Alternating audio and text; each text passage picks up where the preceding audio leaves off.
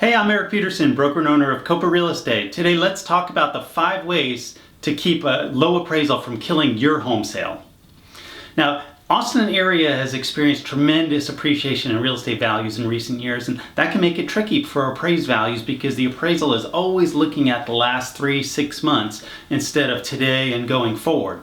And so many home sellers are very worried about getting a low appraisal on their home sale.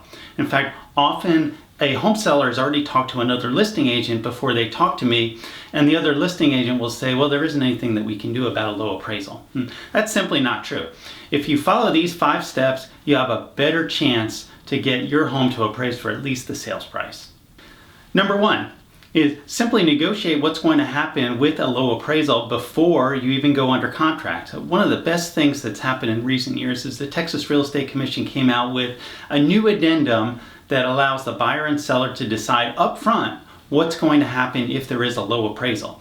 One of the ways that a buyer can go under contract is say that they will cover the shortage between the sales price and the appraised value no matter what happens. So that allows the seller to know that there's no chance of the buyer being able to cancel the contract simply because of a low appraisal. Now, this form also helps you as a buyer because it allows you to agree to pay the difference up front as well, regardless of the appraised value, and that really helps you to compete against other cash offers. Second thing we can do to prevent a low appraisal is to make sure that we have a detailed MLS listing. This means that we need to spell out all of the upgrades and improvements that you've done in the house, not only since you've owned the house, but perhaps the original upgrades that the builder did upon purchase. In particular, we want to be very detailed about any upgrades and improvements that were done in the kitchen and the master suite, because these are the 2 big areas that an appraiser is more likely to add extra value to your home. We can upload all this information right into the back of the MLS system so that the appraiser has it before they even go out and appraise the property. The added bonus of having a detailed listing, and this is from talking with the other appraisers, is when your listing is detailed and it looks like your listing agent is really on the ball, the appraiser is going to give you more of the benefit of the doubt with the appraised value. So if there is something that they're looking at kind of iffy, they're more likely to give you that benefit of the doubt and get your home to appraise for the sales price. All right, the third thing that we can do to keep a low appraisal from happening is to meet the appraiser at the property if possible. Now, many realtors will say, well, I'm not allowed to talk to the appraiser. I'm not allowed to talk to him about anything regarding the price. And that's just simply not true. What I'm not allowed to do is come out and tell the appraiser, hey, you've got to get this house to appraise for $525 or else, right? But I certainly can point out the features and upgrades of the property and things that the appraiser might miss.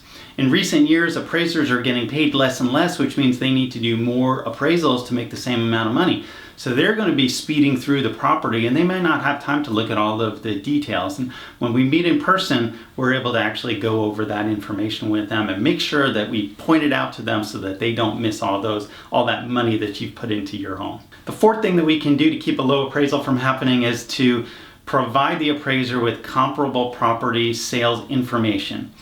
Now, the appraiser is also, like we said, is going to be very busy. So the more homework we can do for them in advance, the better chance that we have of supporting the value that we've come up with the sales price. And so we can provide that information. We can also provide information for any off-market sales that have happened. Because we work often in many different, specialize in many different neighborhoods, we might know of homes that have sold that are not listed in MLS. Right? The other thing is that there's no scratch and sniff on the MLS. And so an appraiser is going back 6 months and looking at an old listing. They may not realize all of the bad things about some of those homes that sold for a low price.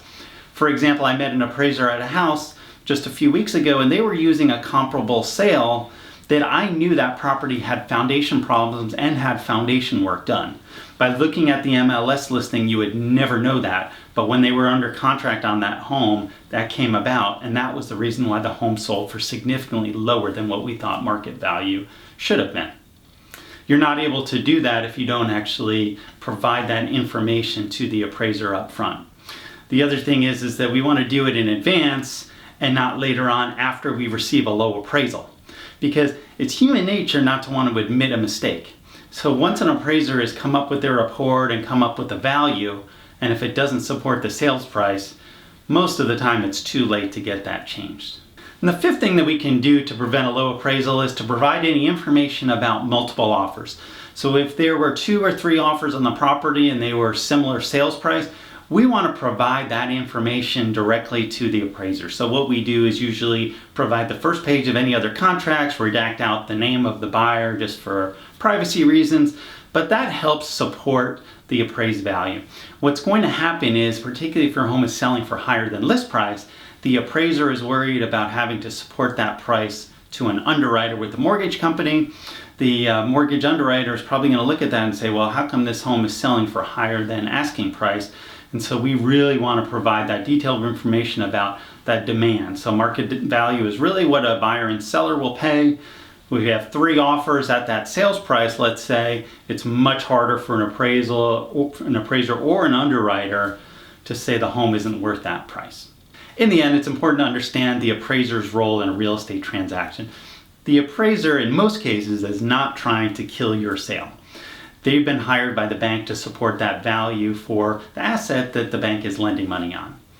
The more information that we can provide in a helpful and respectful way, I believe the better chance we have of getting your home to appraise for the sales price and reducing the chances of a low appraisal killing your sale. When you're ready to get your home sold and want to talk about appraised values or anything else with a real estate transaction, contact me directly at 512-791-7473. Thanks for watching and make it a great day.